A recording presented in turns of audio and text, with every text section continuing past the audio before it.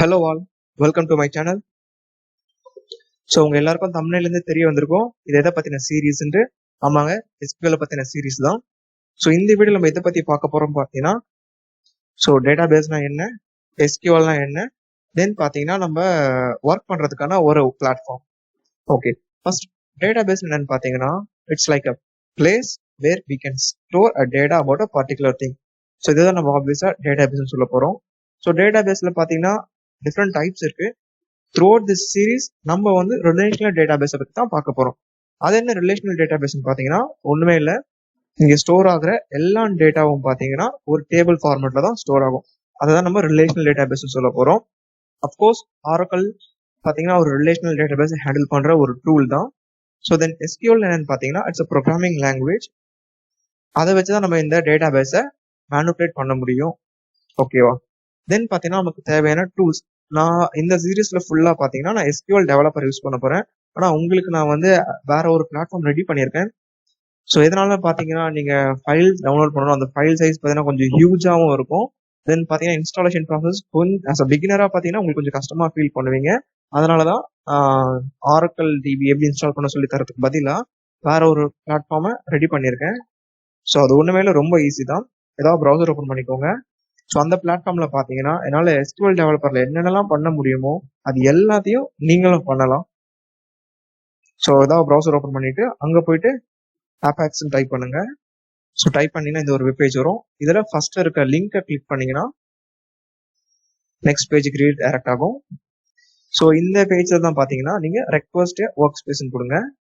So கொடுத்த உடனே இந்த இடத்துல உங்களோட டீடைல்ஸ் எல்லாமே கேட்கும். அதை மட்டும் கொஞ்சம் ப்ராப்பரா ஃபில் பண்ணிக்கோங்க. நான் சும்மா ரேண்டமா ஃபில் பண்றேன். ஸோ லாஸ்ட் நேம் இடத்துல உங்களோட லாஸ்ட் நேம் கொடுத்துக்கோங்க. தென் பாத்தீங்கன்னா இங்க ஒரு வேலிடான இமெயில் கொடுத்துக்கோங்க. தென் உங்களோட ஒர்க் ஸ்பேஸ்க்கான நேம் அனானிமஸ் டிபி நான் டைப் பண்ணிக்கிறேன். ஸோ தென் நெக்ஸ்ட் கொடுங்க. ஸோ உங்களுக்கு நெக்ஸ்ட் பேஜ் வந்துருச்சு. ஸோ இந்த பேஜ்ல பாத்தீங்கன்னா are you new to Oracle application express கேக்குது. ஸோ எஸ் கொடுத்துக்கலாம். நெக்ஸ்ட் பாத்தீங்கன்னா do you plan to use this workspace for university class or training.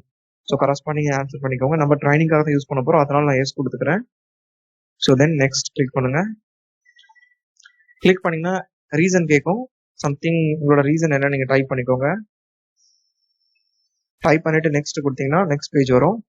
இதுல வந்து டேர்ம்ஸ் அண்ட் கண்டிஷன் நீங்க ரீட் பண்ணிட்டு அக்செப்ட் பண்ணிக்கோங்க.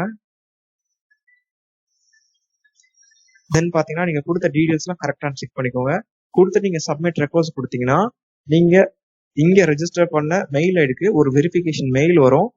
அதை ஓபன் பண்ணிட்டு உங்களோட ஒர்க் ஸ்பேஸ்க்கான பாஸ்வேர்டை செட் பண்ணிக்கலாம். ஸோ இவ்வளவுதான். ஸோ தென் பாத்தீங்கன்னா இப்போ நான் ஆல்ரெடி கிரியேட் பண்ணி வச்சிருக்கேன். ஸோ என்னோட ஒர்க் ஸ்பேஸ் ஓபன் பண்ணி காட்டுறேன். ஸோ இதுதான் என்னோட ஒர்க் ஸ்பேஸ். ஸோ இந்த ஒர்க் ஸ்பேஸ்ல பாத்தீங்கன்னா இந்த SQL ஒர்க் ஷாப்னு இருக்கா, அதை கிளிக் பண்ணுங்க. கிளிக் பண்ணிட்டு SQL கமாண்ட்ஸ். ஸோ இந்த இடத்துல தான் பாத்தீங்கன்னா நம்ம query ரன் பண்ணி ப்ராக்டிஸ் பண்ண போறோம். ஸோ எக்ஸாம்பிள் பாத்தீங்கன்னா select access date from dual. So check பண்ணி பார்க்கலாம் ரன் ஆகுதான்ட்டு. ரன் ஆகுது. ஸோ இந்த பிளாட்ஃபார்ம்ல எப்படி நம்மளோட query ஒர்க் ஆகுதோ அதே மாதிரி தான் நான் என்னோட SQL டெவலப்பர் ஒர்க் ஆகும். ஸோ நீங்க அங்க என்னென்னலாம் பண்ண முடியுமோ அதை இங்கே பண்ணலாம். தென் வைஸ் யுவர். ஸோ இதோட இந்த வீடியோ நம்ம ஸ்டாப் பண்ணிக்கலாம். ஸோ எந்த ஒரு ப்ரோக்ராமிங் லாங்குவேஜா இருந்தாலும் விஷுவலா பார்க்கும்போது ரொம்ப ஈஸியா தான் இருக்கும். ஆனா நீங்களா கோட் பண்ணும்போது தான் தெரியும் எக்கச்சக்க எரர்ஸ் வரும். இதெல்லாம் என்னோட பர்சனல் எக்ஸ்பீரியன்ஸ்ல இருந்து நான் சொல்றேன். ஸோ அதே தப்பு நீங்களும் பண்ணாதீங்க. ஸோ ஒரு வீடியோ பார்த்து முடிச்ச பிறகு மறக்காம ப்ராக்டிஸ் பண்ணுங்க. ப்ராக்டிஸ் பண்ணாதான் உங்களுக்கு மைண்ட்ல நிற்கும். ஆர்எல்ஸ் பாத்தீங்கன்னா நீங்க 1 or 2 weeks கழிச்சு எடுத்து பண்ணீங்கன்னா கண்டிப்பா வரவே வராது. So better. ஸோ ப்ராக்டிஸ் பண்ணிட்டே இருங்க. சரி, ஓகே கைஸ், இதோட நம்ம ஃபினிஷ் பண்ணிக்கலாம். ஸோ உங்க எல்லாரையும் நெக்ஸ்ட் வீடியோல நான் மீட் பண்றேன். Take care.